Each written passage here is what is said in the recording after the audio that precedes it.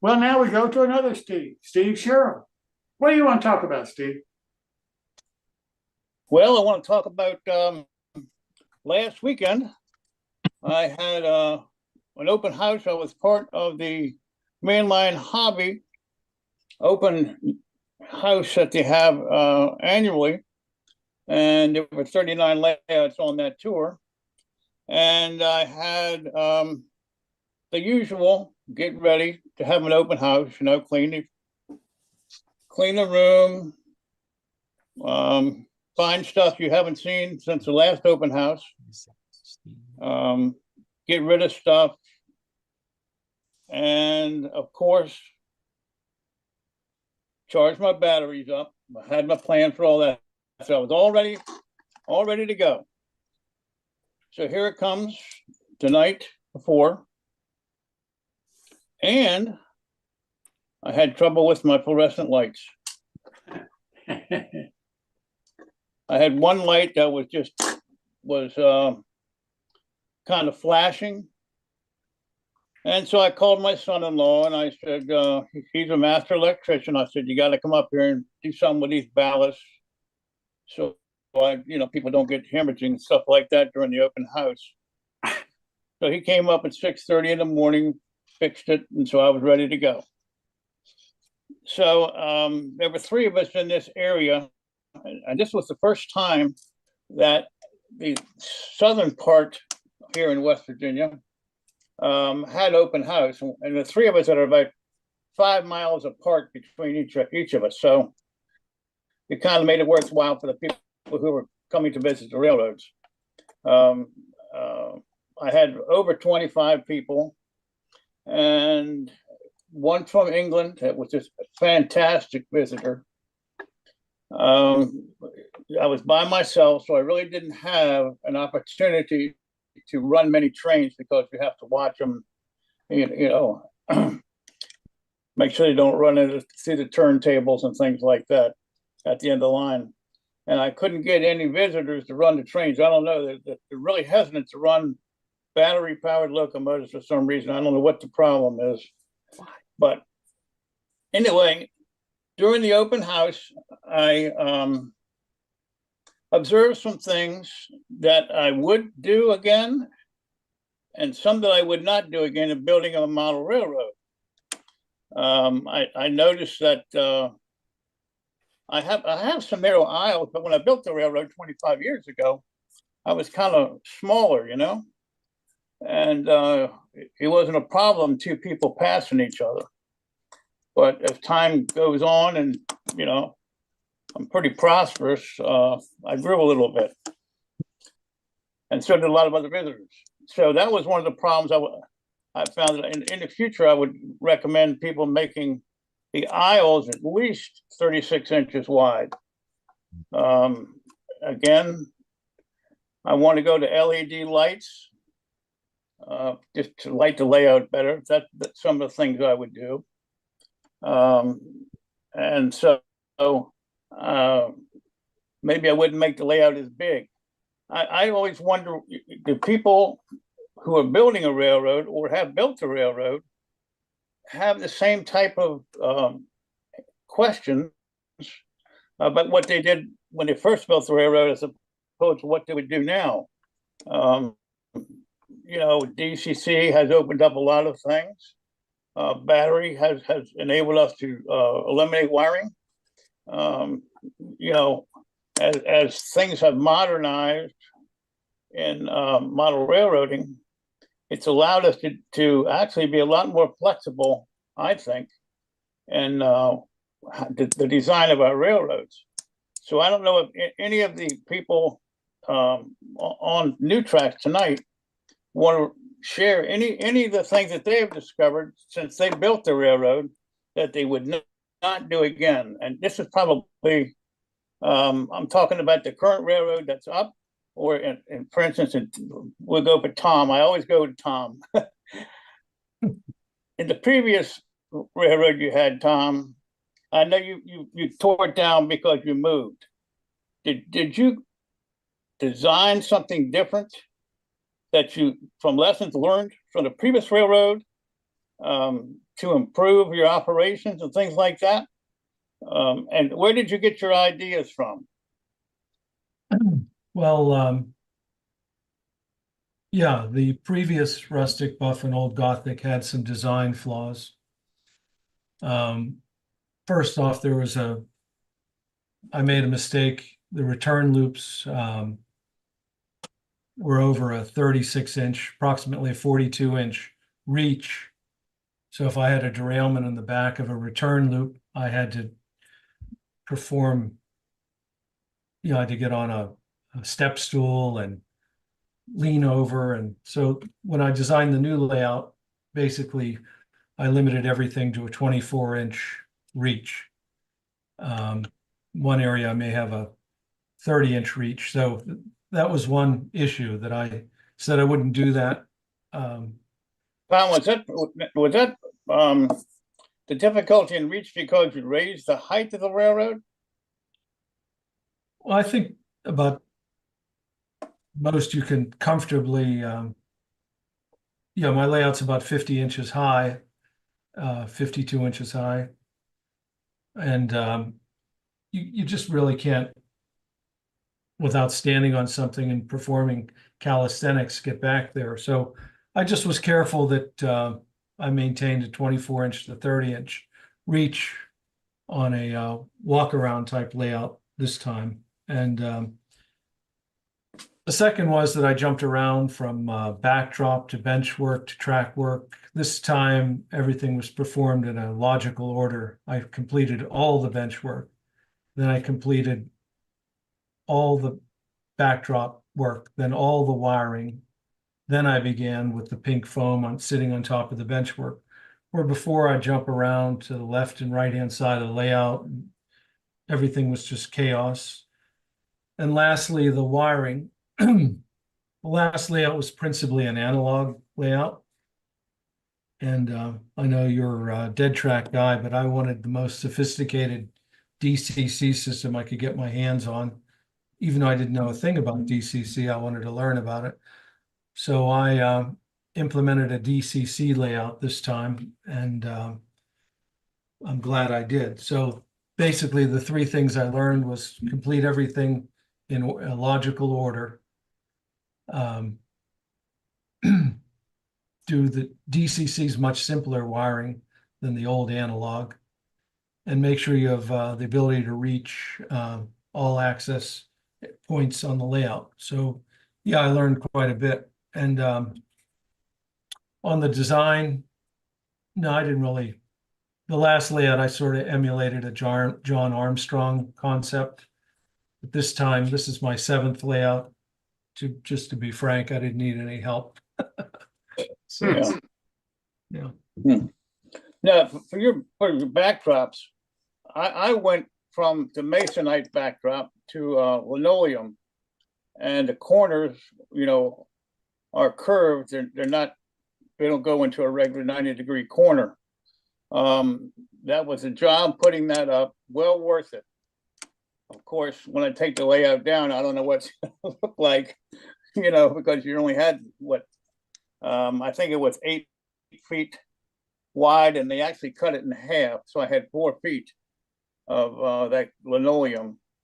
Would I do that again? Probably not. I used Probably not do that again. I used masonite on both layouts, but I used a different material. I used backdrop warehouse the first time around, and they were basically big photographic paper. And if you got paint, plaster, or scenic materials on the backdrop warehouse photo, it damaged it. And this time I used something called railroad backdrops, which is it's like a plastic Mylar. I don't know what the hell it is, but it's basically you can't hurt it. If you put plaster or paint on it, it wipes right off. And so I upgraded the backdrops. That made a huge difference. If you put Sculptamold or get plaster on it, the old one, you basically ruined it. This one is impervious. It's not porous. Yeah. Now for your rock molds, You usually mold some, correct? I have not, I will, I have a complete collection of woodland scenics rock molds. I must have Okay, a dozen of them. I've got a lot of rock molds also. I've used #1 casting plaster in this one this time. Really takes the colors nice. I, I got it at a brick place where they make bricks and they do that kind of thing.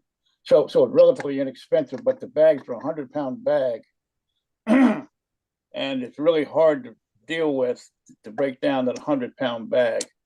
But you know, the trick it was fun. The trick is when you use those woodland scenics or anybody's commercial rock molds, is not to use them as is. I mean, frequently we were just, Phil and I just did layout tours in Pittsburgh. And I could see the woodland scenics rock molds. You know, I could point, I know that one, I know that one, and that. The trick is not to use them like that. Break them up, break them in half once they're cast, mix them up. There's an art. When I get to that, I'll do a demonstration on how to do that so they don't look like everybody else's rock molds. Yeah. Yeah. Pat, Pat, you use a lot of rock molds on your railroad, right? Yes, I did. What did you use? Casting plaster, or what did you use? I used plaster, dental plaster, and the regular plaster. Okay, Molds so you from Bragdon Enterprise. yeah, those Bragdon molds were excellent because they were big and they covered a lot of area. Yes, And and what I did, one secret I did was take a lot of the plaster molds and use them and broke them up. I didn't use like one whole sheet of the plaster. I would break up pieces and then rejoin them again on the backdrop or on the mountain. Yeah, And then I'd fill it in with stipple, or what do you call it? It almost looks like plaster, but it's stuff for filling holes and stuff. It worked out really yeah. good. Yeah, and with those molds, if you use them, I think they're 18 inches wide, aren't they? Yeah, Like there's 12 some feet. he had some very large ones, which I Yeah, got a couple, 3 of them. And then he had some smaller ones, which I purchased also. And they're very well detailed. I mean, they weren't like I noticed in Woodland Scenics, I had a few of them. They're deeper, yeah, but the yeah, ones from Raglan were shallower, so it didn't take much to plaster to lay it out. And it was easy to break them up and join them all together. And there was a real trick to it, joining them together. I made sure the rock patterns run in the same direction. If you put one pattern on and you put one upside down, you'll notice it right away when you look at your mountain. yeah, yeah. You can't do that. No, You know, no. I kind of moved them back. You know, I'd have like put a mold and move the ledge, get a ledge, and Yeah. kind of do that. You know, kind of break them back a little bit. Mhm. So I've got some nice rocks on my railroad. I might show a picture of those once in a while, you know, sometime. But has anybody else got anything they want to comment here? Fred, Fred Cosgrove? No? Yeah.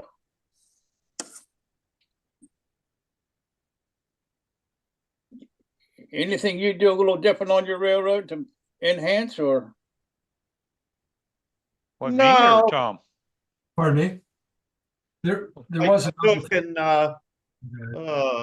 moved to a different house. And the biggest thing I did for the change was enlarge the railroad from the other location and eliminated a upper level.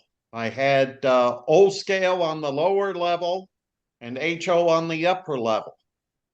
And that's a pain to get to it because you have to lower the one to have access to the other one. So when I moved into the new house, I separated the two layouts. Large the O scale layout. I haven't done the HO yet, but I wanted to work on the floor before I anchor those sections down. So you got a 2-level layout, one level and different scales. yes. Wow, that's different. Yeah, well, I had O scale stuff, I had HO, so I wanted to be able to operate both of them. And that was the only way that I had space to do it. So it was actually a good idea at the time. But like I said, once I got into a larger house, I was able to separate the two and keep everything on one level, which I much happier with. Yeah, yeah, I think that's two level layouts. I get confused when I look at them. I can't figure Yeah. out what's what. And the lower level is, it seemed like the scenery just doesn't, I just have trouble following it. And, you know, after having what I consider a large railroad, I don't think that's the way to go. Especially if you're by yourself and don't have people over all the time to run. You know, you gotta have to keep it in moderation. But you know, sometimes these things get out of hand and you just keep adding and adding. And I think that's kind of what happened to me.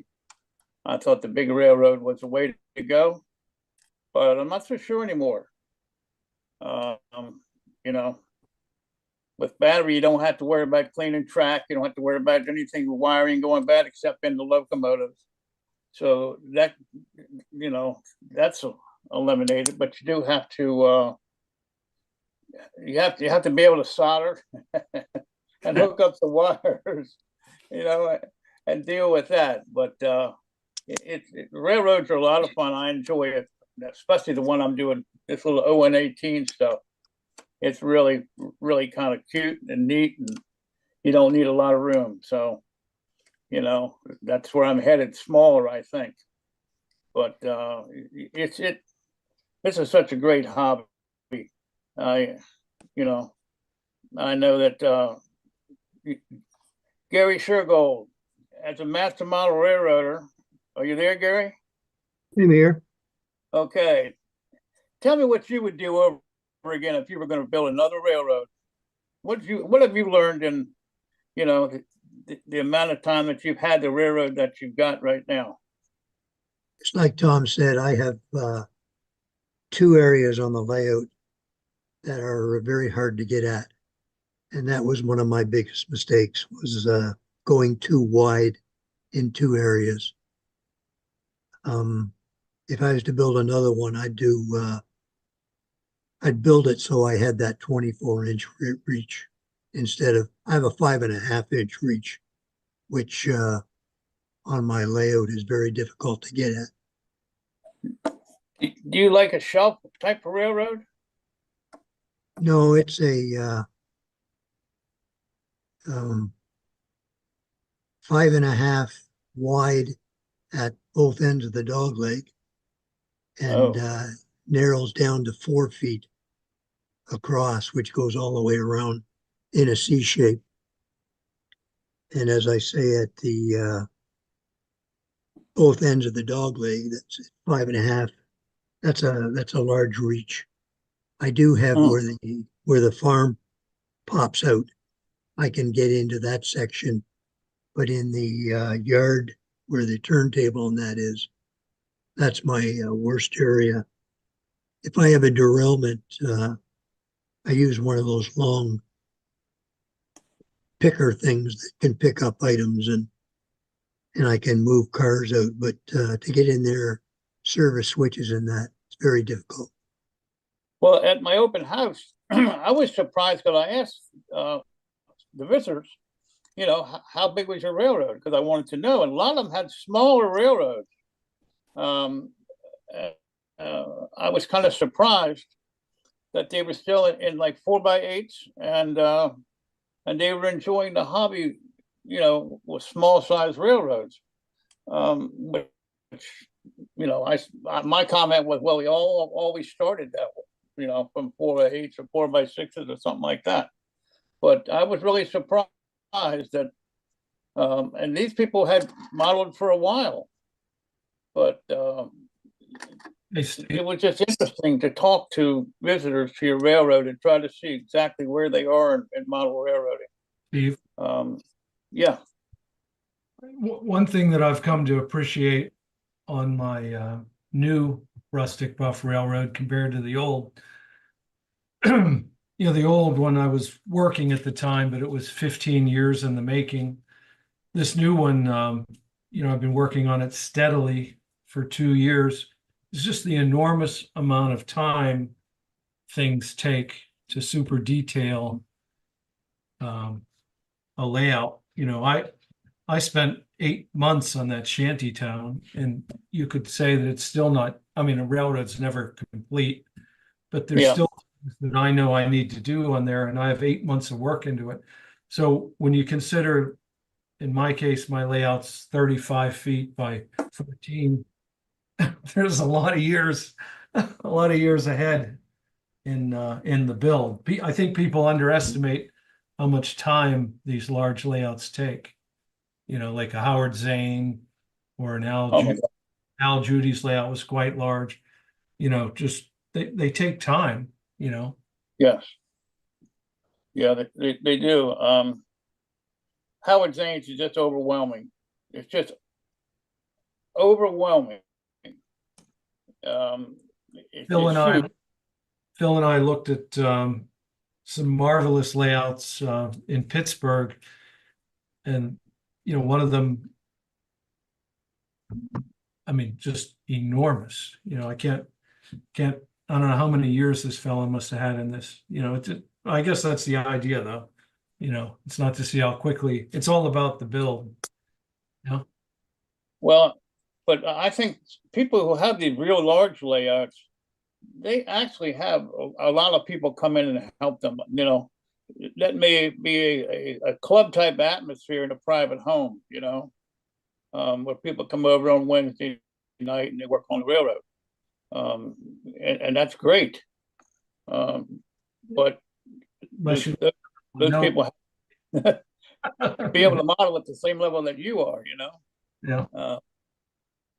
Yeah, this But- is Burr Stewart, and I have one of those home layouts that's big enough that a bunch of people come over every week and help me with it. And I'm getting a little frustrated because I'm not doing any modeling anymore. I'm managing people and what they want to work on, and it's really great having a bunch of friends, and it's all really good stuff. But I think a couple people have mentioned this before, but what happened to me was I didn't really know what I was modeling. I mean, when I started, I went from the main town to the next town, and then I went to the next town after that. And I finally got to a town that had a couple branch lines going off it and a 5-track yard. I was modeling the prototype. And I built this 5-track yard with the 2 branches going off to the side, and I started thinking, this would make a great model railroad right here. Why do I have the whole rest of the basement? With all these other yards and towns, you just run from staging into a 5-track yard with a couple branch lines, and you can just have all kinds of operating fun. Yeah. Anyway, I just think that a couple people mentioned you get ambitious about the scope without realizing you don't need that much railroad to have a lot of fun. Yeah. And the other thing I wanted to mention that I'm finding that I wish I had done differently is, we're always joking about negotiating space for the railroad, but my problem is space for the empty boxes for all the rolling stock and all the 2,000 magazines that I have from all these different magazines I've collected over the years and read every one of them.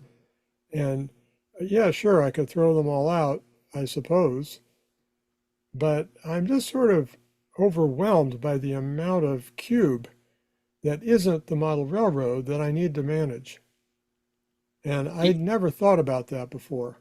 When I started, if I was starting again, I'd say, okay, wait, I'm going to have half the basement be dedicated to the railroad and the other half dedicated to a whole bunch of storage shelves and, tooling and supplies. And you don't really think about that. If you're building a factory, you think about it because you can't manufacture stuff without parts and inventory. But I never really thought about that when I just started building the railroad, and the basement filled up with junk very quickly just from the whole household. And then I didn't have any space for all that stuff. Do you have a lounge? Do you have a lounge in your base by your railroad? Well, you know, that's a funny story too, because originally we wanted to have a ping pong table down there. So I didn't invade the space for the ping pong table with the layout. And then later we got rid of the ping pong table because I started having operating sessions. So now I have a big space in the middle of the layout with a small table and a bunch of chairs so people can hang out. And it's not a lounge off the side. It's just the center of the layout is open for visitors and operators. Yeah. And Yeah. that, you know, that's kind of like, what's his name in Kansas City had that sort of a big open area. The guy who modeled the Santa Fe, who am I trying to think of? Anyway, Well, the thing is, if you have a lounge off to the side, then everybody who's in there is missing all the action. So when we lounge around, we're all getting to see the trains. We're all rail fanning the whole time we're sitting there. well, one of the things that I wish that I had not taken away was my bathroom. I have a separate building. I wish that I had left that bathroom in that building. Oh yeah, that's a good point. You know, I think that's important so you don't, you know, people don't go through the house to use, you know, I mean, you know, your wife kind of, my wife never got really upset, but, you know, some of them do, you know, they're always coming through the house and messing up and doing this, that kind of thing. And so, you know, if you have a facility near the layout, it just kind of makes it a little more, you know, comfortable. I couldn't agree more with that because we had a basement and we had a bathroom didn't have a shower. We had a half bath, and I'm telling you, it was the greatest asset that we had with the railroad down there. If I were designing a place, I would definitely have a bathroom nearby. Absolutely. Really. And the ideal thing is to have a couch or some chairs or something where you can have a drink, you know, and sit. So that doesn't go on the railroad. You know, some people put all kinds of stuff on the railroad to lean on the railroad, that kind of thing. But I mean, there's things that we do when we're building a railroad that we find out later, hey, that was a big mistake, but now I got to live with it. Or I have to make a heck of a change and something to eliminate that problem. You know. Well, I'm afraid we're going to have to shut this down for tonight, Steve, and continue it next week. How's that? Okay, we could do it. One of the things that I found as I got older, particularly after I retired, I got more involved in modeling than I did running the railroad. And running the railroad, for some reason, for me, just became a second pastime because I really enjoy just going out, turning on the radio, and building something. Mm-hmm. That's how I am. Yes. I mean, everybody has ups and downs in model railroading. I mean, as far as your interest levels, you know, that's why we go to a train show to get, you know, to get that peak back again, or we'll build a kit, or would, you know, go to a friend's house or something like that. I mean, that's just natural. Or in your case, you could learn to solder. Yes. Well, listen, thank you so much, Steve. I appreciate it. We'll see you next week.